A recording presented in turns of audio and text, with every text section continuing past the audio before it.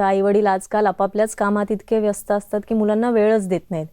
हे खूप मोठी समस्या आजकाल आहे. समस्या आहे आणि त्याच्यात जर बघितलं ना, घरात एकच मूल आहे ना. हम्म. अगोदर घरामध्ये 2-4 जण असायचे, त्यामुळे खेळायला त्यांना असायचं. हां.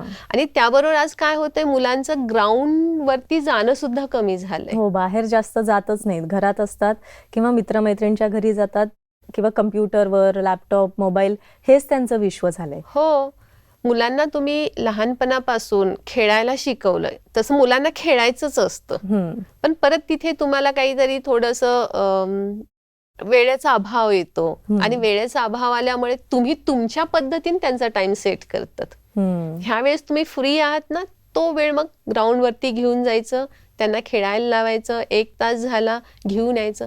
कधी कधी त्याला मन भरून खेळू पण द्या. मग तो खेळायला लागल्यानंतर त्याच्या शरीरामध्ये सुद्धा ज्या गोष्टी आहेत त्या हळूहळू अपडेट व्हायला लागतात. मुलं सोशल व्हायला लागतात.